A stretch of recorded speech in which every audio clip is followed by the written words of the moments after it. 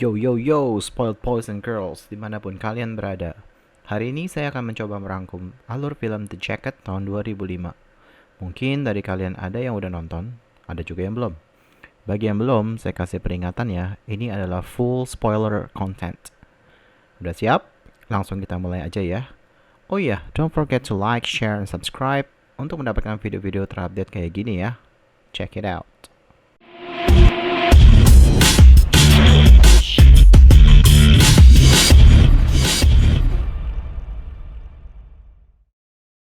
Film dibuka dengan adegan peperangan di Irak tahun 1991.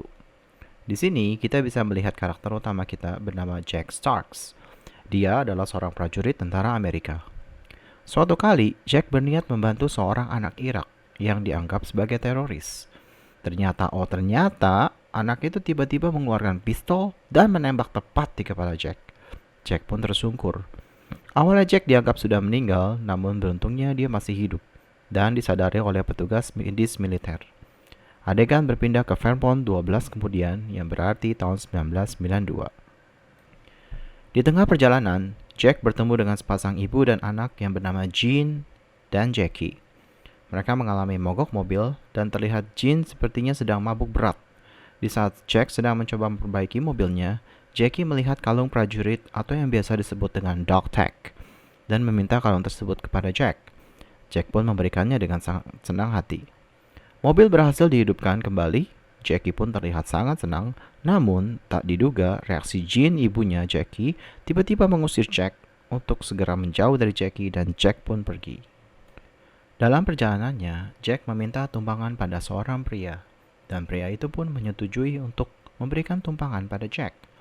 Namun sialnya, di tengah perjalanan, mobil dihentikan oleh seorang polisi dikarenakan kecepatan yang terlalu lambat. Tiba-tiba adegan berpindah ke pengadilan. Jack didakwa telah membunuh polisi tersebut dengan 3 tembakan. Jack tidak ingat apa-apa tentang kejadian tersebut. Yang dia ingat, dia hanya bertemu dengan Jean dan Jackie. Lalu setelah itu meminta tumpangan pada seorang pria. Namun semua bukti dan saksi pun sangat memberatkan Jack dikarenakan ditemukan sebuah pistol dekat dengan tubuh Jack yang pingsan di samping mayat tubuh polisi tersebut. Hakim pun mengatakan bahwa tidak ada bukti yang kuat bahwa terdapat sepasang anak dan ibu yang bernama Jean dan Jackie.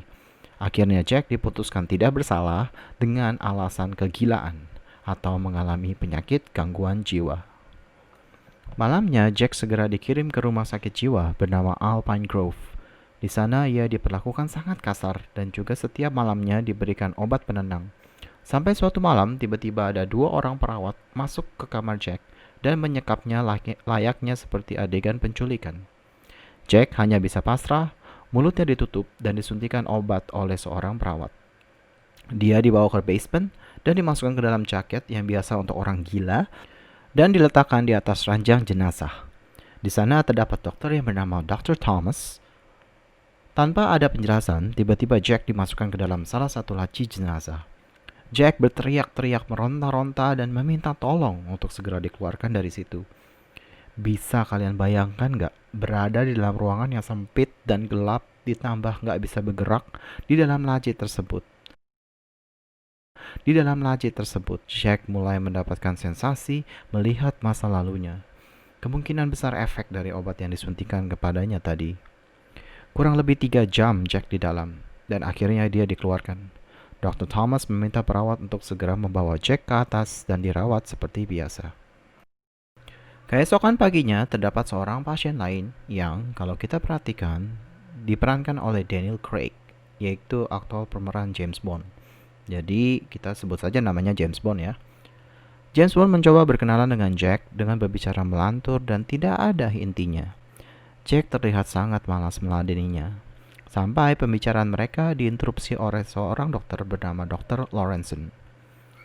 Malamnya, Jack kembali dibawa oleh 2 orang perawat tersebut. Tampaknya Jack sepertinya sudah bisa kerjasama dan mengikuti kemauan mereka. Namun pada saat Jack sedang mengambil sendiri jaket yang akan dipasangkan ke tubuhnya, tiba-tiba Jack menghantamkan jaket tersebut ke wajah Dr. Thomas, sehingga wajah dokter itu pun terluka. Tanpa basa-basi, Jack segera dimasukkan ke laci jenazah secara paksa. Asisten Dr. Thomas sempat bertanya kepada Dr. Thomas tentang seberapa lama Jack harus di dalam. Dr. Thomas pun tidak memberikan jawaban yang jelas, sehingga asisten dokter terlihat ragu-ragu pada saat ingin mengeluarkan Jack. Sampai akhirnya dia mengurungkan niatnya. Padahal Jack sudah menangis-nangis dan meraung-raung agar segera dikeluarkan dari tempat terkutuk itu. Di dalam, Jack sangat tersiksa dan mengalami klaustrofobia yang parah. Sampai akhirnya dia mengalami sensasi aneh dan adegan berpindah ke sebuah pom bensin. Di situ Jack berdiri dan seorang wanita keluar dari sebuah kantin. Wanita itu sempat melihat Jack, tapi akhirnya pergi melewati dengan mobil.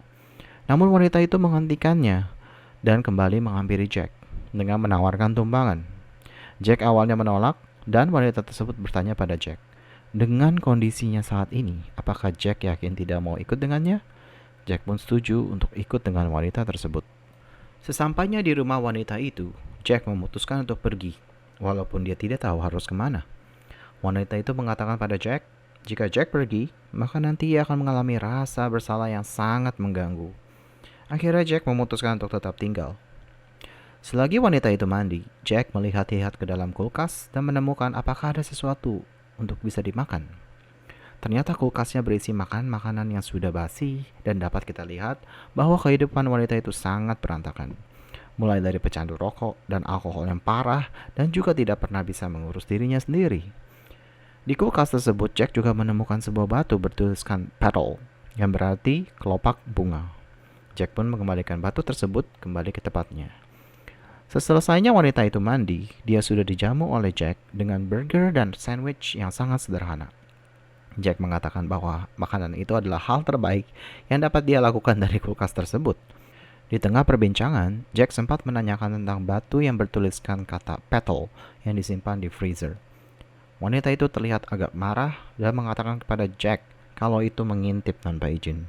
Lalu terjadilah awkward moment parah. Udah kayak kalian kalau ngeliatin ada potongan cabai di sela gigi orang yang kalian sedang ajak ngomong ya. Lanjut. Wanita itu pun tertidur dengan masih ada rokok yang menyala di tangannya. Jack mematikan rokok tersebut dan memberikan selimut kepadanya. Selagi wanita itu tertidur pulas, Jack mulai melihat-lihat barang yang ada di dalam rumah wanita tersebut. Sampai Jack melihat sesuatu yang sangat familiar, yaitu sebuah kalung prajurit atau dog tag yang bertuliskan nama Jack Starks. Jack sangat terkejut dan kebingungan. Dia mencoba mencari lebih lanjut dengan melihat foto-foto di meja. Foto yang ia temukan adalah sepasang ibu dan anak yang pernah ia temui di tengah jalan dengan keadaan mobil mogok. Segeralah ia membangunkan wanita itu dan bertanya kepadanya, "Foto siapa ini?" Wanita itu mengatakan bahwa foto itu adalah dirinya bersama ibunya. Ternyata wanita itu adalah Jackie yang sudah dewasa. Jack sangat amat bingung dan menanyakan di mana ibunya saat ini. Jackie menjawab bahwa ibunya meninggal sudah lama karena terbakar dikarenakan tertidur selagi merokok. Lalu Jack pun menanyakan tahun berapa saat ini. Jackie menjawab kalau saat itu adalah tahun 2007, berarti 15 tahun setelah kejadian mobil mogok tersebut. Jack akhirnya mengatakan bahwa dialah Jack Starks. Tentu saja Jackie tak percaya dan segera meminta Jack untuk pergi dari rumahnya.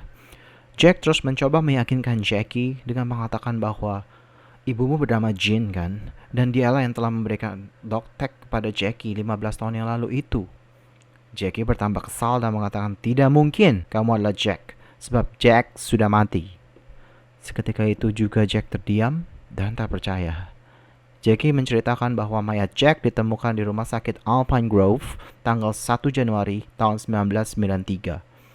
Sekali lagi Jack mencoba meyakinkan Jackie bahwa dia adalah Jack Stark dan dengan mengatakan saat itu hanya ada mereka bertiga di tengah jalan dan tidak ada lagi seorang pun setidaknya beberapa mil jauhnya. Tidak mungkin kalau dia bukan Jack dapat mengetahui seluruh kejadian tersebut, bukan? Jackie berteriak dan mengusir Jack. Lalu Jack sekali lagi mengatakan, "Tidakkah kau mengingatku?" Jackie kembali berteriak dan mengusir Jack. Jack akhirnya keluar dan adegan pun kembali ke laci jenazah tahun 1992. Ternyata Jack berada di dalam laci itu hampir semalaman. Dr. Thomas segera memerintahkan 2 perawat untuk segera membawa Jack ke atas karena Jack mengalami dehidrasi hebat.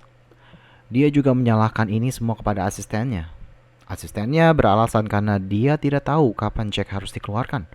Dr. Thomas pun mengatakan, "Kau adalah seorang dokter juga.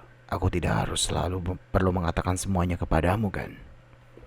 Esoknya, Dr. Lorenzen melihat keadaan Jack yang pingsan dan penuh dengan memar di tubuhnya. Dia segera berbicara kepada Dr. Thomas, dan Dr. Thomas mengatakan pada Dr. Lorenzen untuk tidak perlu ikut campur. Setelah Jack terbangun, terjadilah perbincangan antara Dr. Thomas dengan Jack. Jack menyalahkan Dr. Thomas karena meninggalkan dia semalaman di laci mayat itu dengan keadaan terikat jaket. Dr. Thomas berpura-pura tidak tahu apa yang dikatakan Jack. Jack terlihat agak parno saat Dr. Thomas ingin mengecek infus yang diberikan kepada Jack. Sebelum pembicaraan berakhir, Jack menanyakan, "Apa yang terjadi dengan wajahmu?" Dr. Thomas hanya mengatakan, "Aku hanya strobo, takkan kuulangi lagi." Lalu Jack pun berencana untuk kabur dari rumah sakit itu. Usaha pelarian diri itu dilihat oleh Dr. Lorenzen, dan dia mencoba membujuk Jack untuk mengurungkan niatnya dan segera kembali ke dalam rumah sakit. Karena memang rumah sakit itu terletak jauh dari pusat keramaian, ditambah cuaca yang sedang bersalju. Jack pun setuju untuk kembali. Siangnya, Jack berbicara kepada James Bond dan menanyakan tentang jaket dan laci mayat itu. Tak disangka, si James Bond pun mengetahui hal itu dan menginformasikan kepada Jack bahwa di situ bisa menjadi alat mesin waktu. Udah kayak laci kamar Nobita di kartun Doraemon aja nih. Lanjut. James Bond mengatakan pada Jack, jika dia mau menjelajahi waktu lagi, dia harus berusaha tetap tenang dan mengendalikan pikirannya. Fokus pada hal apa yang diinginkannya. James Bond juga ternyata pernah dimasukkan ke dalam situ, tapi sekarang sudah tidak lagi, dikarenakan dokter wanita yang bernama Lorenzen ini mulai curiga. Maka mereka pun mencoba untuk membuat rencana, membuat kegaduhan dengan tujuan Jack dapat kembali ke laci itu lagi.